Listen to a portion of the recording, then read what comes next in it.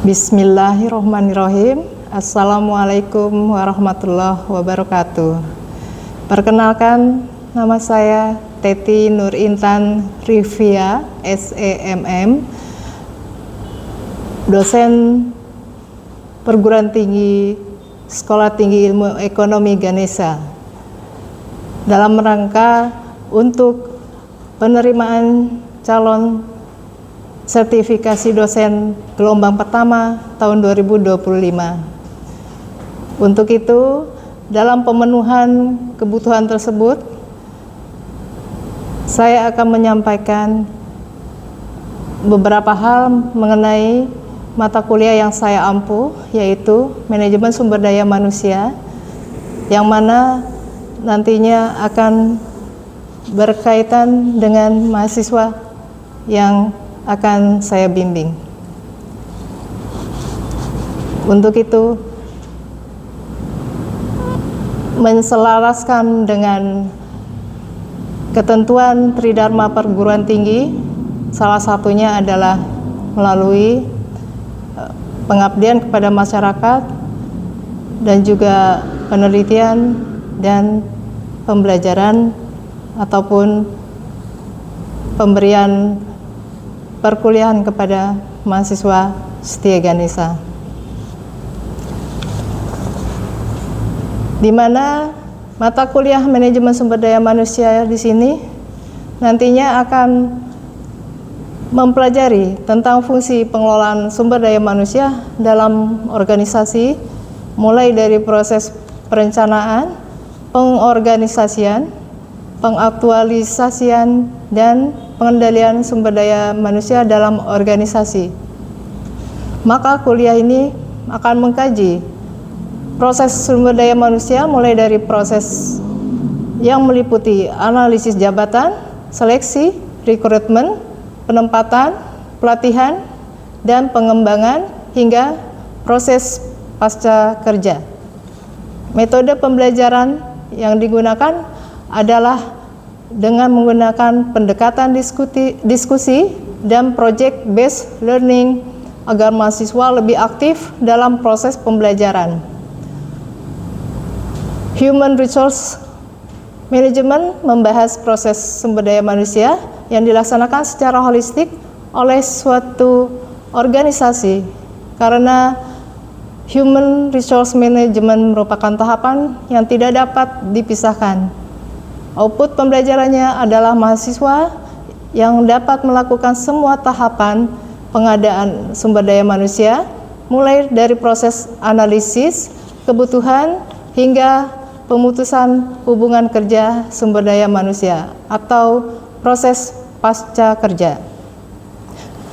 Adapun capaian pembelajaran lulusan atau CPL, program studi yang dibebankan mata kuliah adalah: pertama, penguasaan pengetahuan. Mahasiswa dapat menjelaskan fungsi pengelolaan sumber daya manusia dalam organisasi. Lalu, mahasiswa mampu mengemukakan proses perencanaan, pengorganisasian, pengaktualisasian, dan pengendalian sumber daya manusia dalam organisasi. Mahasiswa mampu menjelaskan konsep analisis jabatan, seleksi, rekrutmen, penempatan, dan pengembangan, hingga proses pasca kerja. Lalu yang kedua, merupakan keterampilan khusus, di mana mampu menerapkan pengetahuan yang lengkap, prinsip serta konsep yang diperoleh dari proses sumber daya manusia, mulai dari proses sumber daya manusia yang meliputi analisis jabatan, seleksi, rekrutmen, penempatan, pelatihan, dan pengembangan hingga proses pasca kerja. Lalu yang ketiga adalah keterampilan umum. Diharapkan mahasiswa nantinya mampu menerapkan pemikiran logis, kritis, inovatif, bermutu, dan terukur dalam melakukan pekerjaan spesifik di bidang keahliannya, serta sesuai dengan standar kompetensi kerja bidang yang bersangkutan, dan juga mampu menunjukkan kinerja mandiri, bermutu, dan terukur. serta mampu mengkaji kasus penerapan ilmu pengetahuan, teknologi, atau seni sesuai dengan bidang keahliannya, dan juga mampu menyusun hasil kajiannya dalam bentuk kertas kerja, spesifikasi desain, atau esai seni, dan mengunggahnya dalam laman perguruan tinggi. Dan terakhir, mampu melihara dan mengembangkan jaringan kerjasama di dalam maupun di luar lembaga. Lalu keempat adalah sikap dari mahasiswa diharapkan bertakwa kepada Tuhan Yang Maha Esa dan mampu menunjukkan sikap religius, menginternalisasi nilai, norma, dan etika akademik. Lalu keempat adalah capaian pembelajaran mata kuliah atau CPMK, yaitu mahasiswa diharapkan memiliki kompetensi SDM yang dilaksanakan secara holistik oleh suatu organisasi karena HRM merupakan tahapan yang tidak dapat dipisahkan. Lalu kelima yang terakhir adalah daftar pustaka dari referensi yang digunakan oleh saya. Demikian untuk pengantar saya mengenai mata kuliah Manajemen Sumber Daya Manusia yang akan saya sampaikan. Untuk selanjutnya, metode pembelajaran yang akan saya sampaikan berikut ini. Bismillahirrahmanirrahim. Assalamualaikum warahmatullahi wabarakatuh. Waalaikumsalam warahmatullahi wabarakatuh. Selamat sore teman-teman mahasiswa semua. Apa kabar hari ini? Alhamdulillah baik. Alhamdulillah. Semoga kita selalu senantiasa dikaruniai kesehatan oleh Allah Subhanahu wa taala sehingga bisa menjalankan kegiatan sehari-hari dengan baik ya. Oke, untuk minggu ini kita akan memulai dengan pembelajaran yaitu dari manajemen sumber daya manusia ya, terutama mengenai pengertian dari sumber daya manusia itu sendiri ya. Oke, kita mulai. Ibu akan menjelaskan mengenai pengertian dari sumber daya manusia, di mana sumber daya manusia merupakan aset terpenting bagi setiap organisasi ya, lebih dari sekedar karyawan, karena mereka adalah individu yang secara kolektif berkontribusi pada pencapaian tujuan perusahaan. Jadi diperkirakan 70% dari nilai perusahaan berasal dari sumber daya manusia. Ya, dan lalu investasi dalam pengembangan sumber daya manusia itu dapat meningkatkan profitabilitas hingga 27%. Oke. Dalam sumber daya manusia itu sendiri terdapat beberapa fungsi yang bisa kita dapatkan, dan dari sumber daya manusia itu ada fungsi-fungsi yang dapat bermanfaat bagi perusahaan, yaitu fungsi strategis pengelolaan karyawan, mencakup perekrutan, pengembangan dan retensi talenta, serta memastikan karyawan produktif dan termotivasi. Lalu mengintegrasikan tujuan individu dengan tujuan organisasi. Dan untuk slide yang berikutnya adalah evolusi peran SDM, di mana peran SDM dahulu kala itu berbeda dengan zaman saat ini ya. Di era 80-an sumber daya manusia itu hanya dalam lingkup personalia, hanya terfokus pada administrasi rutin, penggajian, dan kepatuhan peraturan ya. Nah, lalu kemudian berubah meningkat lebih baik lagi kepada sumber daya manusia yang lebih modern di era tahun 2000-an ya, bergeser ke nilai tambah pengembangan strategi dan juga pengelolaan talenta. Selanjutnya saat ini sekarang menjadi mitra yang strategis ya, di mana sumber daya manusia itu menjadi kemitraan bagi perusahaan dan terutama mendorong transformasi organisasi ya. Lalu selanjutnya kita akan lihat di mana fungsi utama manajemen sumber daya manusia itu sangat berperan cukup besar ya untuk mendukung perusahaan dalam hal ini, dalam hal perekrutan dan seleksi, yaitu menarik talenta terbaik, mengurangi biaya rekrutmen, dan juga mengembangkan dan pelatihan serta kompensasi di dalam hal mendapatkan benefit ya, dan juga manajemen kinerja serta hubungan karyawan ya, di mana masing-masing ini dapat meningkatkan perusahaan menjadi lebih baik dan berkembang. Lalu adapun selain fungsi utamanya adalah peran sumber daya manusia itu sendiri dalam organisasi ya. Di sini dia mendukung visi dan misi, menyelaraskan karyawan dengan tujuan bisnis, dan juga pencipta budaya, membangun budaya kerja dan kolaboratif dan inklusif ya, di mana peran sumber daya manusia itu juga berperan sebagai mitra strategis ya, yang akan memberikan wawasan tentang modal manusia untuk keputusan bisnis, dan juga menjadi pendorong inovasi, mendorong pembelajaran berkelanjutan dan adaptasi, serta pengelola perubahan, di mana memandu organisasi melewati transisi dan adaptasi ya. Jadi peran SDM dalam organisasi ini sangat besar pengaruhnya, karena akan membantu perusahaan untuk mencapai tujuan perusahaan ya. Nah, itu peran SDM dalam organisasi. Lalu selanjutnya kepada menjadi kunci keunggulan kompetitif ya, di mana sumber daya manusia di sini ya terlihat di situ penyelarasan strategi ya. Dia akan menyelaraskan praktek sumber daya manusia dengan strategi bisnis inti, memastikan dukungan penuh terhadap tujuan perusahaan. Lalu juga yang kedua ada analisis data yang berfokus pada analisis data sumber daya manusia untuk keputusan berbasis bukti dan meningkatkan efektivitas program sumber daya manusia. Dan selanjutnya adalah kesenjangan keterampilan, di mana bisa mengidentifikasi dan mengisi kesenjangan keterampilan yang untuk menjaga relevansi bisnis, serta keberlanjutan talenta, memastikan keberlanjutan talenta dalam jangka panjang, membangun pipa kepemimpinan masa depan ya. Dan di sini kunci keunggulan kompetitif ini merupakan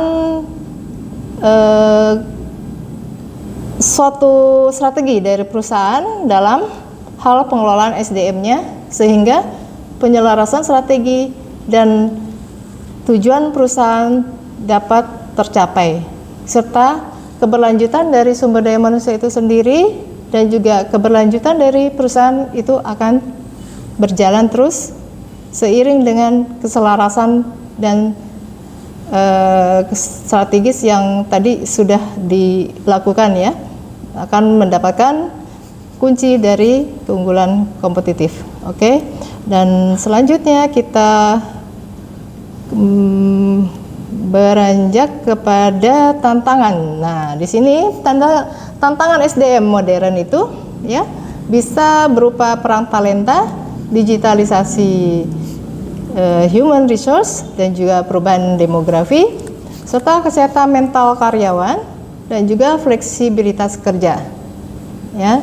Dan di sini tantangan SDM itu ya di zaman era modern ini sangat tinggi ya. Karena apa? Ya karena adanya teknologi yang semakin canggih, di mana semua serba digitalisasi ya, dan juga semua kebutuhan hidup juga semakin tinggi dan lain sebagainya. Maka di sini terjadi ada namanya perang talenta, yaitu persaingan ketat untuk apa? Mendapatkan talenta ya, untuk mendapatkan talenta yang tinggi ya.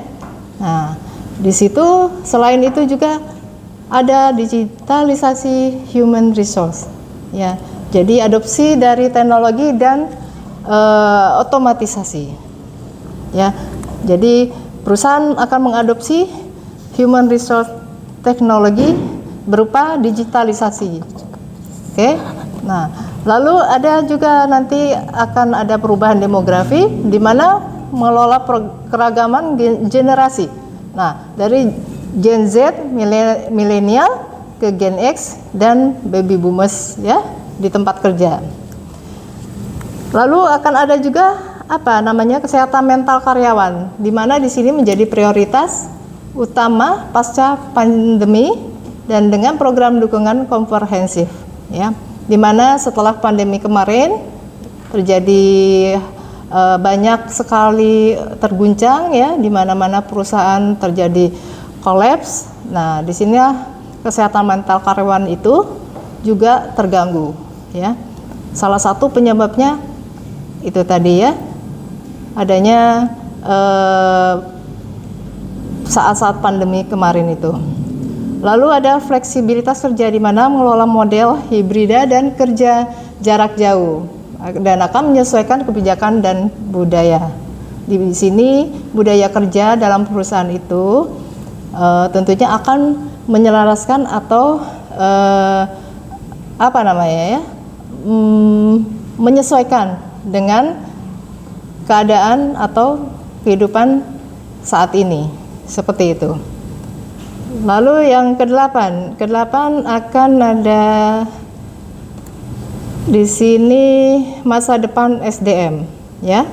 Masa depan SDM di sini sehubungan atau dan seiring dengan bertambahnya era modern, ya, dengan canggihnya teknologi, dengan adanya AI dan otomatisasi yang lainnya, maka dari efisiensi proses analisis prediktif untuk pengambilan keputusan itu akan lebih baik, akan terbantu oleh AI dan otomatisasi serta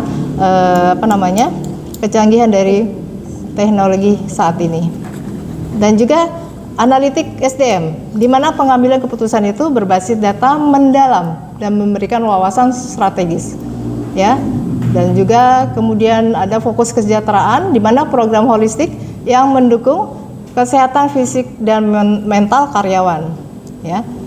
Selain itu ada juga personalisasi pengalaman, di mana human resource yang sangat disesuaikan dengan dengan kebutuhan individu karyawan, ya, serta pembelajaran berkelanjutan, yaitu peningkatan keterampilan konstan untuk menghadapi perubahan pasar kerja, ya, di mana semua ini merupakan masa depan SDM di masa yang akan datang, ya, di mana teknologi yang sudah semakin canggih dan juga personality masing-masing individu juga semakin berkembang sesuai zamannya, eranya, ya, dan juga adanya pembelajaran yang berkelanjutan, ya, di mana keterampilan itu akan bertambah dan juga bisa menghadapi intinya perubahan pasar kerja. Oke. Nah, yang kemudian yang terakhir ada dua lagi, ya, manfaat SDM yang efektif. Nah, di sini manfaat SDM yang efektif itu akan meningkatkan produktivitas karyawan yang terlatih dan termotivasi 15-20% lebih efisien. Lalu penurunan tingkat turnover, di mana lingkungan kerja itu positif, mengurangi keluar masuk karyawan hingga 20%. Peningkatan keuntungan dari perusahaan dengan SDM kuat 2 kali lebih profitable, ya. Dan lalu citra perusahaan juga akan positif, menarik lebih banyak talenta berkualitas tinggi, di mana banyak calon-calon tenaga kerja yang mempunyai skill yang cukup tinggi, yang cukup baik, yang akan memasuki perusahaan. Dan juga kepuasan karyawan cukup tinggi. Di sini membangun loyalitas dan komitmen jangka panjang, ya. Nah, ini adalah manfaat SDM yang efektif. Lalu selanjutnya yang terakhir. Yang terakhir di sini ada kesimpulannya. Oke, yang terakhir ini kesimpulannya adalah sumber daya manusia sebagai investasi utama, di mana sumber daya manusia itu bukanlah sekedar biaya operasional, melainkan investasi strategis yang menjadi fondasi kesuksesan jangka panjang perusahaan dengan mengoptimalkan potensi individu dan kolektif. SDM memastikan organisasi siap menghadapi tantangan dan meraih peluang di masa depan. Jadi kesimpulannya, sumber daya manusia sebagai investasi utama sebuah organisasi atau perusahaan, dia bukan sekedar menjadi tenaga kerja yang tanpa mempunyai potensi yang di masa depan yang bisa menjadi pendukung berkelanjutannya sebuah organisasi, tapi juga bagi individunya itu sendiri dia akan mendapat benefit juga ya. Oke. Baik, ada sampai di sini ada yang ingin ditanyakan? Baik Bu, di sini saya mau bertanya terkait Ya, materi. silakan. Baik, di sini saya mau bertanya tentang bagaimana mengukur keberhasilan strategi perencanaan, manajemen SDM dan perekrutan. Indikator apa yang digunakan dalam suatu perusahaan atau organisasi tersebut? Ya, oke. Itu rekrutmen di sini dalam konteks manajemen sumber daya manusia adalah rekrutmen menurut tahapan-tahapan yang memang seharusnya dijalankan oleh perusahaan, ya. Oke, dan juga mencari, menarik, menyeleksi, kemudian memilih karyawan itu untuk posisi yang pas yang tersedia di perusahaan. Adapun tujuan rekrutmen itu adalah untuk apa? Menemukan kandidat yang paling sesuai dengan kebutuhan organisasi. Oke. Jadi itu semua itu memang merupakan tahapan-tahapan ya rekrutmen yang dilakukan oleh perusahaan itu ada dari penyeleksian, lalu rekrutmen untuk bidang apa yang tepat untuk calon karyawan ini, lalu kemudian dilakukan yang namanya on the job training yang sesuai dengan